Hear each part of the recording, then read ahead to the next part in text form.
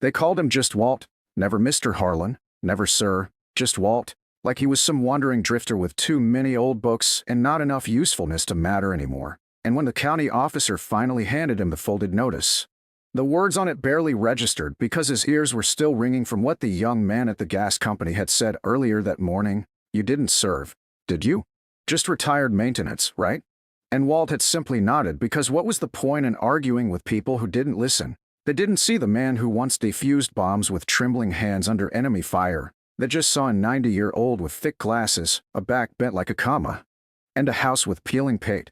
And that afternoon, when the movers came, 3 of them, all sweating and grumbling, they boxed his life without speaking to him, not even when they reached the old glass case above the fireplace, the one sealed with rusted clips and covered in a thin veil of dust. And when they lifted it and asked casually, "You want this thing, or should we toss it?" he didn't answer right away, just stared at it with a hollow kind of stillness. The kind that builds when memories outlive the people who remember them. If you believe no veteran should ever be treated like they're disposable, like and subscribe, because this story isn't about a man getting evicted. It's about a nation that forgot to salute before it turned. It's back.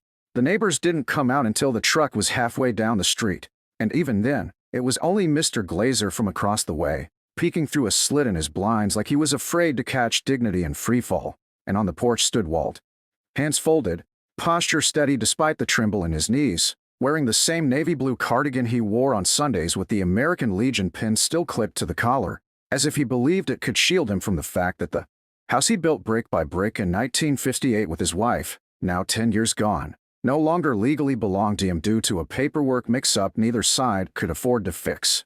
And when the truck pulled away and left behind nothing but silence and a single wooden rocking chair on the curb, Walt didn't cry, he just sat in it, turned slightly toward the wind, and waited as if some part of him still expected someone to arrive with a solution.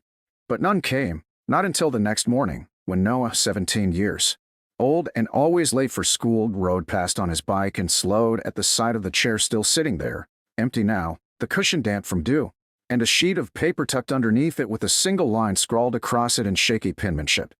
"Don't let them forget me." Noah blinked, scanned the street, and realized Walt was gone. No suitcase, no car, no sign, and that night, when his curiosity got the best of him, he posted the photo on a local veterans forum with the caption, "This man lived across from me my whole life. They made him leave yesterday. Does anyone know who he was?" And within 6 hours, everything changed. First, a comment from a retired Army chaplain who recognized the name, said he remembered a Walt Harlan who trained him at Fort Polk in the late 60s, said he still used the man's perimeter breach drills because they were, in his words, designed by someone who knew exactly how to keep men alive. Then came a grainy black and white photo of a younger Walt crouched beside a damaged Jeep in Korea, half his face covered in soot, hand bandaged, a field radio strapped to his back. And before long, more photos surfaced, more names, more testimonials, men and women whose careers and lives had been touched quietly, permanently, by someone they thought had long vanished into the pages of classified reports and forgotten citations. And when the story hit local news, they showed the footage, Noah's shaky clip of the eviction, the movers boxing the flag case, Walt's still silhouette on the porch, and across town, in a quiet room where veterans met every second Wednesday, someone said, "That man trained special units before we had a name for them," and another added, "He built half the support shelters in this state after the war. He's why I'm alive."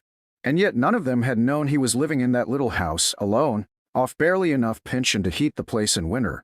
And when the VA was contacted, they found his name buried beneath a misspelled data entry, marked inactive, no next of kin.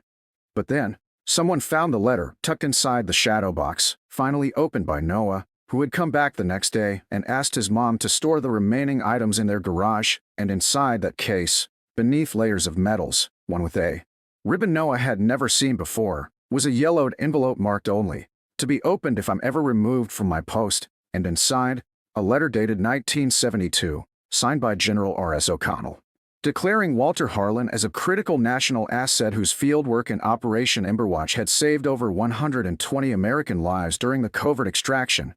And at the bottom, scrawled in fading ink, "This man is not to be abandoned. Not by this country, not by anyone."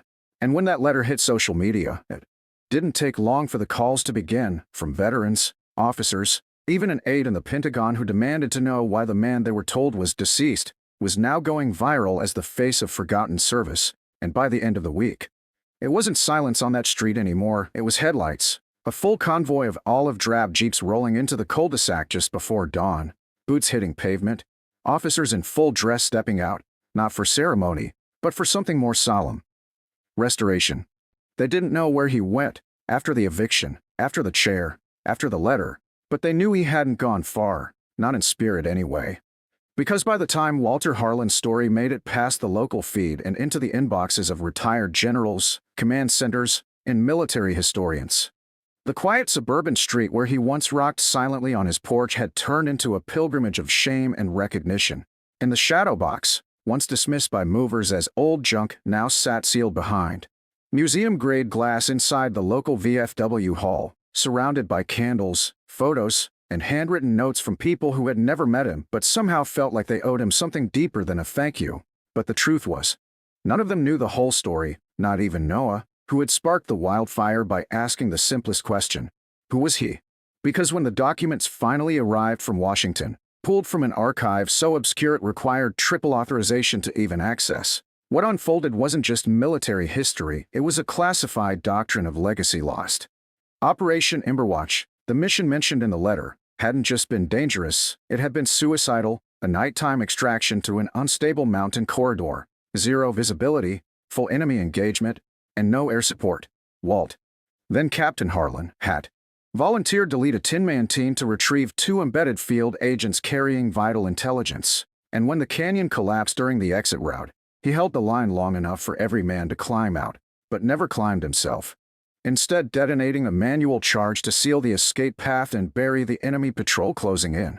When they returned to pull his body, all they found was a blood trail, 1 boot, and a snapped comms mic, and no one expected him to survive. But 4 days later, he limped out of the tree line with half a map, a shattered knee, and the agent still alive, one strapped to his back, unconscious. The rest of that map, the party hadn't turned in, was never found, and it was rumored that Walt had kept it hidden, noting weak points in foreign defenses and rural logistics, a code of sorts only he understood. And now, as veterans across the country whispered about the man with the unfinished map, reporters tried to dig but got nothing until Noah, again, stepped in. His mother, going through the sealed boxes from Walt's house, found an old pair of boots, one size too small for a man his age, and tucked inside, folded in quarters, was a slip of waxed paper etched with pencil notations, coordinates, and names. They thought it was gibberish at first until an archivist matched it to a Cold War base long believed abandoned, but actually used for quiet humanitarian extractions. Walter hadn't just saved soldiers, he had created routes out for civilians, allies, and families caught in the crossfire. He never spoke about it, never claimed it, never asked for credit. He simply went home and lived like a nobody, mowing his lawn in straight lines, drinking weak coffee, and walking twice a day like his bones still remembered the weight of a field pack. The more people learned, the more outrage grew. How could someone who had given this much be tossed aside like a misfiled receipt? And soon, veterans from every branch began to gather not to protest, but to protect. They formed a chain of support across cities, sharing his story with new recruits, printing his face on banners beneath the words, steady, silent, sacrificed. Noah was invited to speak on a local podcast, and when asked why he cared so much about some old guy no one knew, he simply replied, because someone should have known. And someone still should.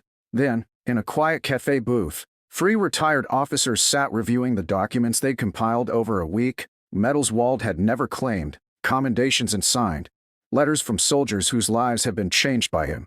All of it pointing to a man who had lived deliberately in the background, not out of shame, but because he believed service wasn't supposed to be loud. And on a rain-slicked Wednesday, that story broke national. The headline read, "Evicted veteran was Cold War hero, government never notified," and within hours, the base commander of Fort Ridgeway called a press conference, stating, through a thick voice, "We are correcting a failure. Not just of administration, but of memory." But even then, no one knew where Walt was, not until someone checked the veterans' cemetery, not the gravestones, but the benches, and found him there, alive, sitting quietly beneath a canopy tree where his wife was buried, his hat in his lap, and a worn leather notebook beside him, open to a page that read, "The map doesn't end. It just changes hands." He looked up as the officer approached and said calmly, I'm not coming back for revenge. I just want them to remember what I stood for. And that was when the phone call was made, not to the media, not to the mayor, but to the Joint Services Command, and at dawn the next day, as the fog rolled low across suburban driveways and sprinklers clicked on by automation. The ground began to hum with engines older than the neighborhood itself. A full convoy of jeeps, olive drab, immaculate, pulled into the cul-de-sac in quiet formation. The neighbors opened their doors in disbelief as one by one, high-ranking officers stepped out. Not with bullhorns or cameras, but reverence. They weren't there for a press stunt. They were there because they had failed to show up decades ago, and now they were ready to listen. It started like any other dawn. Low light, cool air, birds half committed to their morning song. But this time, something deeper stirred beneath it all. The quiet thunder of engines rumbling not out of aggression but remembrance. And when the first jeep rounded the corner, headlights dim, flags mounted, no one reached for a phone. Not out of fear, but awe, because in that moment, every neighbor on that quiet cul-de-sac understood they were no longer just residents on a street. They were witnesses to a correction decades overdue. And at the center of it all, standing tall beside the first vehicle, was Walter Harlan, dressed in his old field jacket, collar stiff with age, a pressed cap tucked under one arm, and that same distant, steady expression on his face, the kind you only get after burying things heavier than metals. The convoy didn't park, it positioned. 4 jeeps, 1 communications truck, and a mobile command vehicle that quietly unfurled a collapsible podium in front of Walt's now vacant porch. A brigadier general stepped out, chest full of ribbons, eyes low with understanding, and stood at attention as Walter slowly approached, cane in one hand, the other brushing the side of the porch beam he had carved with his wife's initials 60 years ago. And when the general saluted, Walter didn't return it, not out of disrespect, but out of something deeper, humility, the kind that knows rank means nothing if the world forgets what it's built on. The general spoke first, voice carrying across the lawn like a slow drumbeat. Walter Harlan, on behalf of a nation that forgot how to thank you, we are here not just to restore what was taken, but to honor what was always yours. And behind him, uniformed engineers moved swiftly, not with urgency, but with care, pulling back tarps to reveal new siding, fresh beams, a rebuilt roof, all patterned to match the house exactly as Walt and his wife had left it, down to the worn porch swing now fully restored and hanging gently from oiled chains. It wasn't a gift, it was restitution, carved in silence and paid in full by men and women who understood the cost of waiting too long. Cameras eventually arrived, but no one posed there. Were no speeches, only action. The VA director knelt on the steps and personally reinstated Walter's full medical and housing benefits, backdated. The mayor, red-faced and stiff, signed over the corrected deed in front of every neighbor. And in the crowd, Noah stood quietly beside his mother, holding the original shadow box, now cleaned, polished, and glowing like the sacred object it always had been. Walt took it without a word, his fingers brushing the metal he once received in the jungle at 3 a.m., after pulling 2 men from a tunnel fire, one of whom now stood silently at the back of the crowd, tears streaming down his weathered cheeks. And just when it felt like the air had settled, one final surprise came forward. A young Marine, freshly graduated, held up a sealed document and said, "Sir, my grandfather trained under you. He made me promise if I ever met you, I'd deliver this." Walter opened the envelope slowly, hands trembling, and inside was a single sentence. "You gave me the courage to survive. My family exists because you wouldn't leave me. And in that moment, for the first time all day, Walter exhaled, deep, full, like a man letting go of weight too long carried. That night, the house didn't echo with loneliness. It hummed with life, friends, officers, neighbors dropping by not out of pity but respect, each one bringing something small, a pie, a note, a handshake, and Walt, never one for fanfare, took it all in with a tired smile, the porch light glowing like a beacon in the quiet dark. Before the convoy left, the general turned back and quietly mounted a plaque by the front steps. The Harlan Post, for service rendered in silence. Walt didn't ask for it. He didn't nod. He just sat back in his porch chair, hands folded, eyes scanning the horizon like he used to scan tree lines. And that was enough. And in the weeks that followed, the house became more than a home. It became a lesson. High school students came for interviews, cadets visited before deployments, and every so often, Walt would sit with one of them and say just one thing. Don't serve for applause. Serve so someone else can keep going. And when, months later, Walt passed quietly in his sleep, the nation didn't just lose a veteran. They lost a mirror, one that had forced them to look hard at what they forget too easily. His funeral wasn't televised, but it didn't need to be. Over 200 soldiers, from 5 different decades, stood in full uniform, saluting in the rain beside a casket draped not just in a flag, but in meaning.